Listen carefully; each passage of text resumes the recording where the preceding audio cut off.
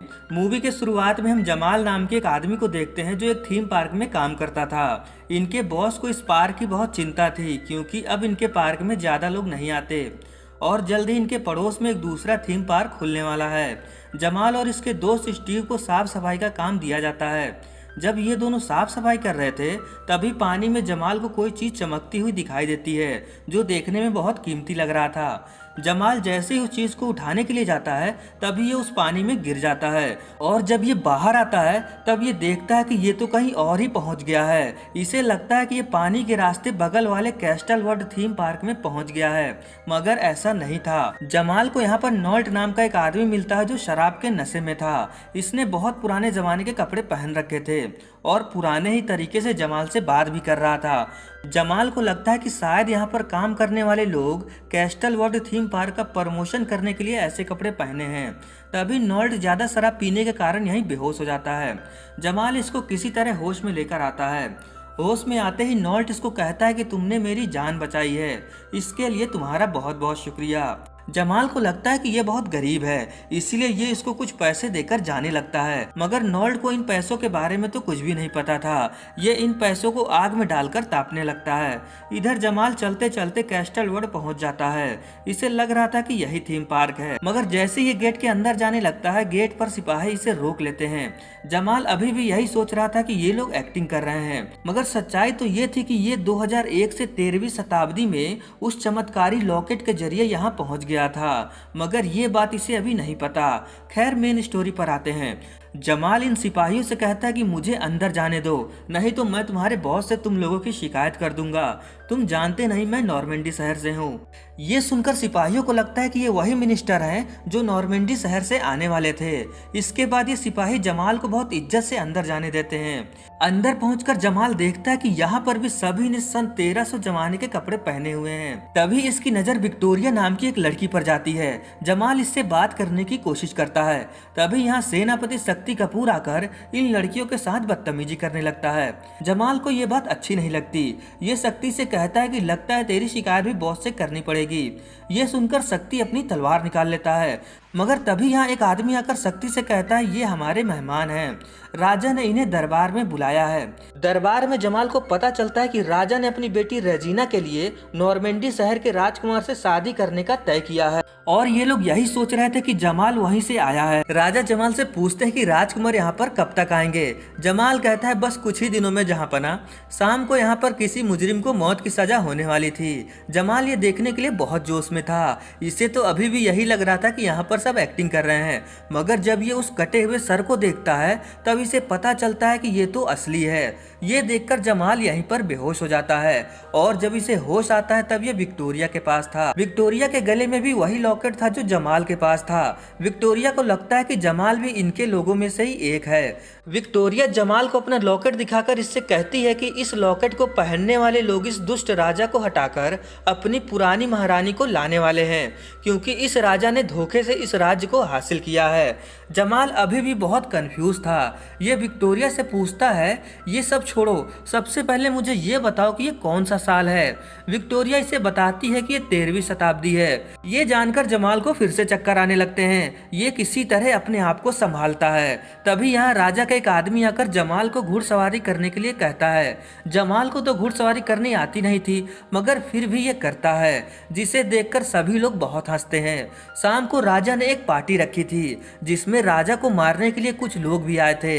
ये लोग जैसे ही राजा को मारने वाले थे तभी गलती से जमाल के कारण राजा की जान बच जाती है। राजा जमाल के काम से बहुत खुश होता है। ये शक्ति को बहुत डांट लगाता है कि इसके होते हुए भी दुश्मन अंदर कैसे आ गए। अब राजा जमाल को अपना सेनापति बना लेता है। अगले दिन जमाल राजा के साथ एक आदमी के पास जाता है जिसके ऊपर कुछ खाना चुराने का इल्जाम था। ये गरीब आदमी कहता है कि इसने जो भी किया वो अपने परिवार को जिंदा रखने के लिए किया, मगर राजा तो बहुत दुष्ट था। ये इतनी छोटी से बात के लिए इसका सर धड़ से अलग करने का हुक्म देता है, क्योंकि अब जमाल इनका सेनापति था तो ये काम अब इसको मिलता है। राजा के जाने के बाद जमाल इस गरीब आदमी को कुछ पैसे देकर इसे इस राज्य से भाग जाने को कहता है। अगले सीन में विक्टोरिया जमाल से इस राजा को कैसे मारा जाए इस बारे में पूछती है। जमाल कहता है ऐसा सोचना भी मत, क्योंकि इस राज्य में खाना चुराने वाले को भी मार दिया जाता है, तो सोचो मेरा क्या होगा। विक्टोरिया इसे कायर, डरपोक, फट्टू ये सब कहकर यहाँ से चली जाती है। अगले दिन नॉर्मंडी से असली मिनिस्टर यहाँ आते हैं। राजा को जब पता चलता है कि जमाल ने इनके साथ धोखा किया है, तब ये जमाल को मौत की सजा सुना देते हैं। अब जमाल को भी उन अपराधियों के साथ काल कोठरी में डाल दिया जाता है जो राजा को मारने के लिए आए थे। बातचीत के दौरान ये लोग जमाल को एक बहुत ही बहादुर इंसान की कहानी सुनाते हैं, जिसका नाम ब्लैक नाइट था, जो अंधेरी रातों में आता था, जिसे लोग शहंशाह कहते थे। अगले दिन जमाल का सर भी कलम होने वाला था। ये बहुत जोर जोर से चिल्लाकर कहता है कि मैं एक जादूगर हूँ और तुम लोगों ने मुझे छुआ तो मैं तुम्हें जला दूंगा। जमाल अपने जेब से एक लाइटर निकालकर आग जलाता है, जिसे देखकर कोई भी इसकी बात को सीरियसली नहीं लेता, क्योंकि यहाँ पर ये लोग आग के बारे में जानते ही थे।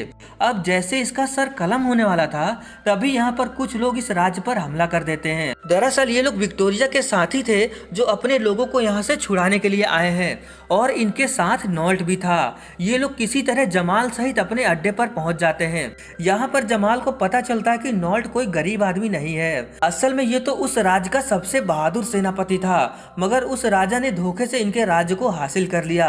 यहाँ पर जमाल को उस महारानी के भी दर्शन होते हैं, जो कभी उस राज्य की महारानी हुआ करती थी, और ये लोग किसी तरह उस राजा को मारकर अपनी महारानी को फिर से वो राज्य सौंपना चाहते थे, मगर ये इतना आसान नहीं था। ये लोग चाहते थे कि जमाल भी इनकी लड़ाई में शामिल हो, मगर जमाल तो बहुत डरपोक था। ये यहाँ से अपने समय में जाने का फैसला करता है, मगर कुछ देर बाद इसका मन बदल जाता है, और जब ये नॉल्ट के साथ यहाँ वापस आता है, तब तक यहाँ पर सेनापति शक्ति विक्टोरिया को जबरदस्ती अपने साथ लेकर जा चुका था। अब इन सबका मिशन था विक्टोरिया को छुड़ाकर महारानी को फिर से वो राज्य सौंप देना। इसके बाद ये लोग जंग की तैयारी शुरू करते हैं।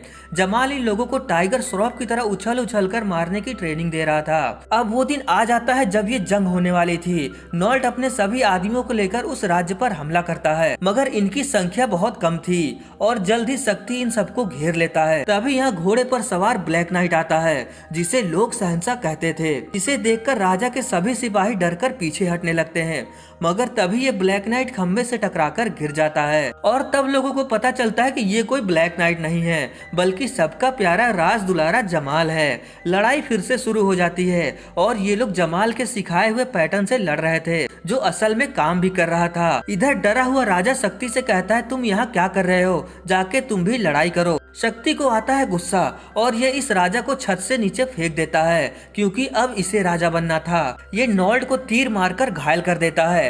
अब जमाल विक्टोरिया को बचाने के लिए शक्ति से फाइट करता है। यहाँ पर बहुत देर तक इन दोनों में लड़ाई होती है। शक्ति जब जमाल से हारने लगता है, तब ये बेहोश होने का नाटक करता है। जमाल जैसे ही विक्टोरिया के हाथों की रस्सी खोल रहा था, तभी मौका देखकर शक्ति पीछे से हमला करता है, मगर तभी नॉल्ट इसका ही तीर इसको वापस कर देता है। लास्ट में इन लोगों ने मिलकर इस राज्य को फिर से हासिल कर लिया।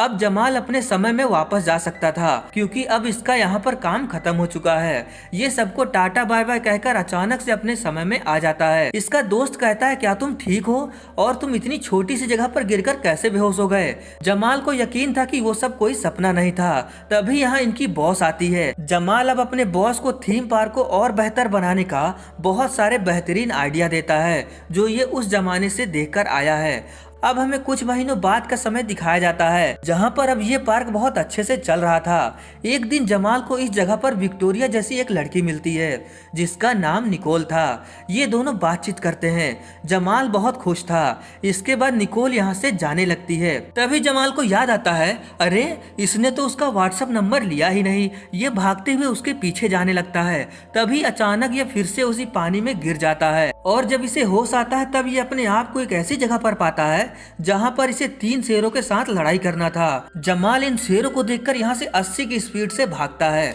और इसी के साथ ये फिल्म खत्म हो जाती है। दोस्तों, इस मूवी का नाम है ब्लैक नाइट, जो एक टाइम ट्रेवल कॉमेडी मूवी है।